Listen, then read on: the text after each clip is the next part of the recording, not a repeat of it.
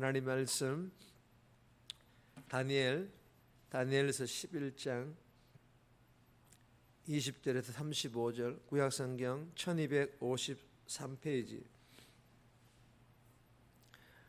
다니엘 11장 20절에서 35절, 우리 합독은 20절에서 21절, 그리고 27절 한 절 읽고 32절 33절 나누어 읽습니다. 11장 20절입니다. 그 왕위를 이을 자가 압제자를 그 나라의 아름다운 곳으로 두루 다니게 할 것이나 그는 분노함이나 싸움이 없이 몇 날이 못되어 망할 것이요, 또 그의 왕위를 이을 자는 한 비천한 사람이라 나라의 영광을 그에게 주지 아니할 것이나 그가 평안한 때를 타서 속임수로 그 나라를 얻을 것이며. 27절입니다. 이 두 왕이 마음에 서로 해하고자 하여 한 밥상에 앉았을 때에 거짓말을 할 것이라 일이 형통하지 못하리니 이는 아직 때가 이르지 아니하였으므로 그 일이 이루어지지 아니할 것임이니라. 32절입니다. 그가 또 언약을 배반하고 악행하는 자를 속임수로 타락시킬 것이나 오직 자기의 하나님을 아는 백성은 강하여 용맹을 떨치리라. 백성 중에 지혜로운 자들이 많은 사람을 가르칠 것이나 그들이 칼날과 불꽃과 사로잡힘과 약탈을 당하여 여러 날 동안 몰락하리라. 아멘. 오늘 본문의 제목은 비루한 자가 왕이 되어, 비천한 자가 왕이 되어 라는 교훈입니다. 오늘 본문은 역사상 가장 악명 높았던 북방왕의 출현과 그리고 예루살렘에 대한 북방왕의 만행을 예언하고 있는 그런 내용입니다. 그리고 그 북방왕의 됨됨이, 그가 왕위에 오른 과정, 그리고 그 후의 행적까지 자세히 오늘 본문에서 묘사를 하고 있습니다. 전체 내용을 살펴보면 알렉산더 왕이 죽은 후에 등장한 한 사람에 대하여 유독 길게 설명을 하고 있습니다. 그리고 앞에서도 여러 번 7장 25절, 8장 11절, 24절, 9장 26절에서도 언급할 정도로 다니엘서는 북방왕을 주목하고 있습니다. 그리고 이 북방왕은 하나님의 나라를 대적하는 상징적인 인물로 역사적으로는 셀레우코스 왕조의 안티오코스 4세 에피파네스를 가리킵니다. 하지만 역사상에 나타나는 특정 인물이나 조직으로 그 왕들을 특별히 제한할 필요는 없습니다. 요한일서 2장 18절에 보면 사탄은 각 시대마다 하나님의 나라를 대적하고 하나님 백성을 미혹하는 적 그리스도를 보낼 것이라고 말씀하고 있기 때문입니다. 오늘 이 본문을 통하여 하나님께서 우리에게 주시는 첫 번째 교훈입니다. 성도는 하나님의 때에 쓰임 받아야 합니다. 성도는 하나님의 때에 쓰임 받아야 할 것을 교훈하고 계십니다.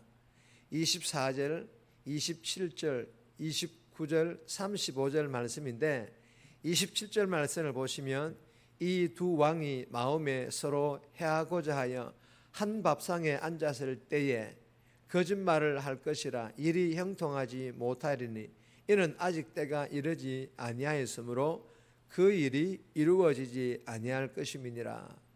여러분, 본문에 보면 24절에는 평안한 때, 27절에서는 앉았을 때, 그리고 29절에서는 작정한 때, 35절에서는 마지막 때라고 이 단어들이 기록이 되어 있습니다. 이 단어들이 기록을 하고 있는데 이처럼 이 때에 대한 언급을 여러 번 이렇게 특정한 기록을 한 이유는 하나님의 때입니다. 이 하나님의 때에 대한 강한 확신의 표현을 의미합니다. 북방왕이 기회를 노려 전쟁을 일으킨 것도, 그리고 협상에서 실패한 것도, 그리고 예루살렘을 탄압하는 것도 모두 하나님이 제한한 시간 안에서만 자신들이 나름대로 결정하고 그 때를 정했다 할지라도 결국에는 그 모든 것들이 하나님이 제한한 시간 안에서만, 즉 하나님의 때에만 가능했다라는 그런 의미입니다. 여러분, 당장은 무소불위의 권력을 휘두르고 있지만 그 기간은 하나님이 정하신 기간 안에서만이고, 그리고 그들의 몰락 또한 하나님의 손 아래에 있으며 심지어 그들의 연대와 배반까지도 하나님이 관여하고 계시다라는 것입니다. 사랑하는 여러분, 주시는 교훈이 무엇일까요? 세상이라는 역사의 흐름 속에서 일어나고 있는 그 모든 일들의 시작, 즉 때가 있지 않습니까?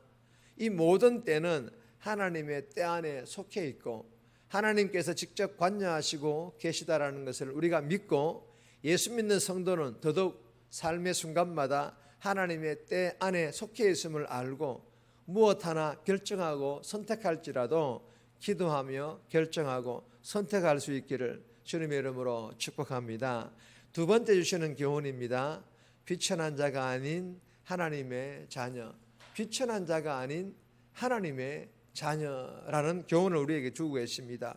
21절에서 27절까지인데 21절 말씀 보시면, 또 그 왕위를 이을 자는 비천한 사람이라 나라의 영광을 그에게 주지 아니할 것이나 그가 평안한 때를 타서 속임수로 그 나라를 얻을 것이며.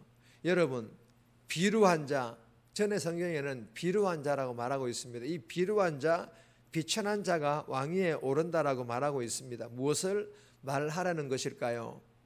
왕위를 계승할 자격이 없는 비천한 출신이지만 왕권을 찬탈하기 위해서는, 그 왕권을 빼앗기 위해서는 비열한 일도 서슴지 않았다는 것입니다. 평화로운 시기에 정변, 즉 반란을 일으켜 왕위를 쟁탈하고, 그리고 노력한 재물로 사람들의 환심을 사며 세력을 키워갔다라는 것입니다. 심지어 큰 군대를 앞세워 남방, 즉 애굽 원정까지 나서고 12장 5절에 보면 급기야 자기 스스로를 신격화시키기 시작합니다. 그러나 여러분, 그렇게 해봐야 하나님이 보시기에는 그 전보다 더 비루한 인생, 더 비천한 인생일 뿐이라는 것입니다. 사랑하는 여러분, 주시는 교훈이 무엇일까요? 이 세상에 있는 왕이나 그렇지 못한 자나 별반 다를 것이 없이 모두 비천한 자들이라는 것입니다. 그런데 그런 비천한 자들이 더 비천한 방법으로 욕심과 탐욕을 채워가고 있으니 더 비천한 인생을 살아가게 되는 것입니다. 그렇다고 예수 믿는 저와 여러분들은 비천하지 않느냐? 여전히 비천합니다. 그러나 예수 믿고 하나님께서 저와 여러분들을 하나님의 자녀로 인쳐 주신 줄 믿으시기를 바랍니다. 그러므로 교만하지 않고 하나님의 자녀로 인쳐 주심에 감사하며 욕심과 탐욕을 버리고 비천한 자의 삶이 아닌 하나님 자녀다운 삶, 저와 여러분들이 살아갈 수 있기를 주님의 이름으로 축복합니다. 세 번째 주시는 교훈입니다. 고난에서도 용맹한 자, 고난 속에서도 용맹한 자가 되어야 할 것을 교훈합니다. 29절에서 35절까지인데 32절 말씀 보시면, 그가 또 언약을 배반하고 악행하는 자를 속임수로 타락시킬 것이나 오직 자기의 하나님을 아는 백성은 강하여 용맹을 떨치리라. 여러분, 이 북방왕은 남방 정복에 실패하고 돌아오는 길에 예루살렘에 대대적인 박해를 가하고 있습니다. 부정한 짐승으로 제물을 드리게 하고 가정한 것을 제단에 세워서 성전과 안식일, 즉 성직자들을 모독합니다. 거룩한 언약을 버린 자들은 자기 편으로 삼고 신실함을 지킨 자들은 거세게 탄압을 했다라는 것입니다. 여러분, 이러한 탄압에 32절에 보면 변절로 목숨을 부지한 사람들이 있고 충절로 목숨을 내놓은 사람들이 있습니다. 33절에서는 불의한 권력에 미래를 넘겨준 사람들이 있고 철저한 신앙 교육으로 미래를 준비하는, 대비하는 사람들 또한 있습니다. 사랑하는 여러분, 신앙의 진위, 즉 알곡과 죽정이, 그리고 소속, 즉 하나님 편과 세상 편인지를 가려내는 것은 언제나 풀무불과 같은 고난인 줄 믿고, 오늘 하루도 말씀 묵상과 기도로 하나님을 아는 지혜와 능력으로 우리가 살아가는 삶의 현장 가운데서 어떤 어려운 상황 가운데 직면한다 할지라도 알것과 하나님 편에 선 용맹한 하나님의 사람으로 저와 여러분들이 할 수만 있다면 멋지게 쓰임받고 그렇게 살아갈 수 있기를 주님의 이름으로 축복합니다. 정리합니다. 날마다 말씀 묵상과 기도로 하나님의 때에 하나님의 방법으로 쓰임받고 욕심과 탐욕에 빠진 비천한 자가 아닌 하나님의 자녀로 쓰임받게 해달라고, 그리고 어떠한 고난에도 알곡과 하나님 편에 선 하나님을 아는 용맹한 사람으로 살아갈 수 있도록 도와달라고 기도하며 오늘 하루도 살아갈 수 있기를 주님의 이름으로 부탁드립니다. 찬송